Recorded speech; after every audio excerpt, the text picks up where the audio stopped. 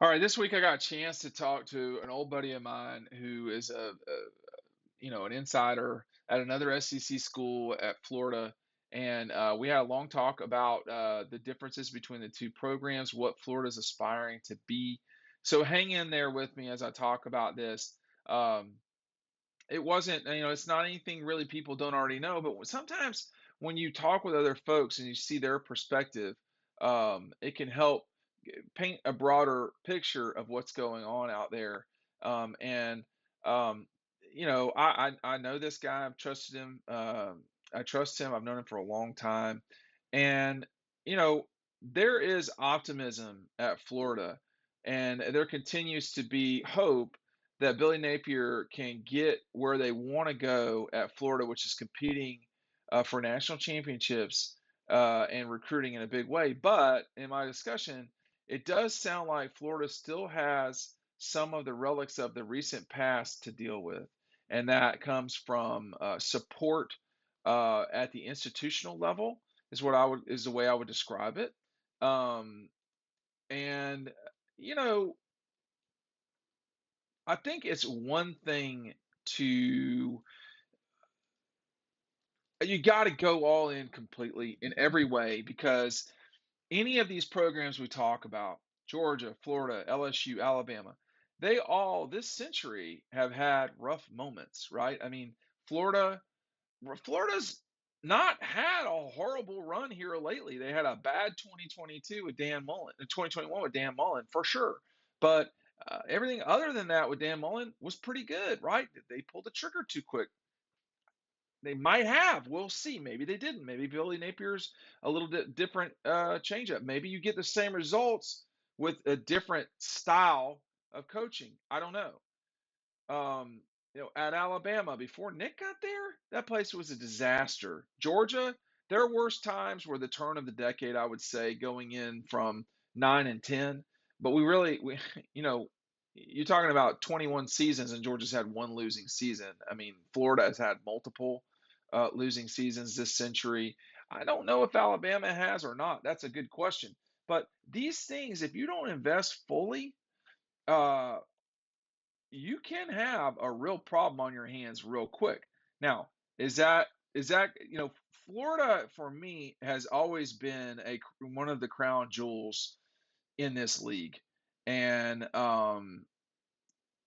it's going to be hard. Alabama had a 3-8 season in the year 2000. That is technically this season.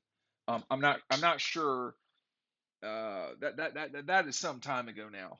Um, but anyway, they had a lot of very mediocre years for a while there in the early 2000s. Florida has had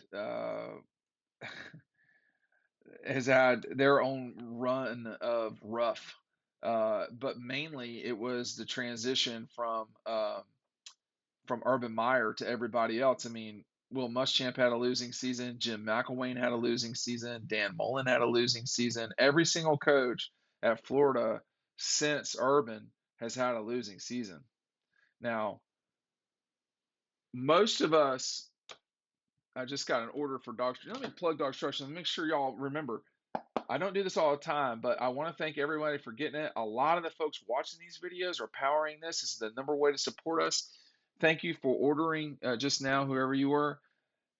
Florida, we always remember the link is down below to check out DAWGSTRUCTION. Florida, we always try, people want to remember the Steve Spurrier time at Florida, which is a great run of success, the likes of which almost no one in this league has had. Nick Saban has had that kind of success. I guess Kirby Smart is having that kind of success. We just don't. That's abnormal for Florida. Let's just call it what it is. I mean, Spurrier had 1, 2, 3, 4, 5, 6, 7, 8, 9, 10 win seasons. Urban had 13 win seasons. So when he got it right, he really got it right. The other seasons were 9 win seasons or below. You can count on your hand how many non Urban Meyer Steve Spurrier 10-win seasons Florida has had, maybe in their history as I go back through this. And that is Dan Mullen twice, Jim McElwain once, and Will Muschamp once. That's 4. You got to have full institutional buy-in. Some of the discussion I had with my buddy was about when Spurrier was there and how far behind the Gators were in facilities. And honestly, they have only now caught up to where they need to be to get into the fight with everybody else, whether that's Bama, Georgia, LSU, Clemson. I can't speak to Florida State. They're a disaster. But Miami is going to get in this ball game soon. And everybody can't sign the same guys, right? So you got to really go compete at a high level. Georgia has dumped money by the millions into Sanford Stadium, et cetera. Not just Sanford, but the football offices, the new weight room, it's complete top of the line, everything. That wasn't always the case. And my main criticism of Mark Richt was he did not go demand these things, but that's not who Mark was. If you are Billy Napier and you're trying to change, and you're not from Florida, I mean, Kirby's from Georgia. He knows where the bodies are buried. He always kept touch with everybody at Georgia through the time. He wanted Georgia to win. I remember after the 15 game with Georgia and Alabama, him walking up.